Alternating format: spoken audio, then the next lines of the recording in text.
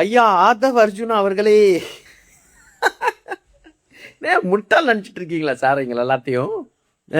இந்த பிராமின் ஒரு minister, HRNC minister mister Ramesh ஸ்ரீரங்கத்திலிருந்து அப்பாயிண்ட் பண்ணிட்டாங்க. அதுக்கு ஆப்வியஸ்லி எதிர்பறத்தான் தீரும். ஒரு கொடூரமான சமூகம் பல ஆண்டா பல குற்றங்கள் செஞ்சிருக்கு மனித இனத்துக்கு எதிர்த்து. அந்த குற்றங்கள் தொடர்ந்து கண்டினியூ பண்ணிட்டு இருக்கு. ஒரு ஜாதிங்கிற கட்டமைப்பை திணிச்சுட்டு அப்படி விட்டுற முடியுமா இவங்கள? பொய்யா பேசுவாங்க. ஒரு சிலையில நாங்க ஒரு உயிர் கொடுத்துருவோம், நாங்க மந்திரம் ஊதுனா உயிர் வந்துடும். அதுல எப்படா அப்படி எப்படா ஒரு கல்லுல உயிர் வந்துடும்? சிலை தான், அதுல உயிரெல்லாம் வாய்ப்பே இல்லை. சரி, எனிவே ஆதவ அர்ஜுனாக்கு வந்துடுறேன். எதிர்கட்சிகள் தவறா பிரச்சாரம் பண்றாங்க. இந்த அறிஞர் துறையில் இந்த கம்யூனிட்டில இருந்து போட்டுருக்காங்க. ரமேஷ் அவர்களோட கம்யூனிட்டி அவர் இருக்கிற வரைக்கும் எங்களுக்கு தெரியவே தெரியாது. தமிழக வெற்றி கழகத்தை பொறுத்த வரைக்கும் எல்லோரும் இளைஞர்கள். சாதியின் உணவின் அடிப்படையில் எப்பொழுதும் தேர்தல் எதிர்கொண்டது கிடையாது. என்ன ஆதவ அர்ஜுனா சார், நாங்க ஜாதி பார்த்து ஒண்ணு கொடுக்கல, எங்களுக்கு யாருன்ட்டே தெரியாது.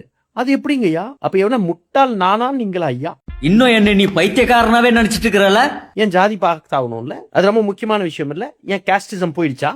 நாட்டுல கேஸ்டே இல்லையா? இதுக்கு வாய்ஸ் ஆஃப் காமன்ஸ் வேற ஒண்ணு நடத்துறீங்க.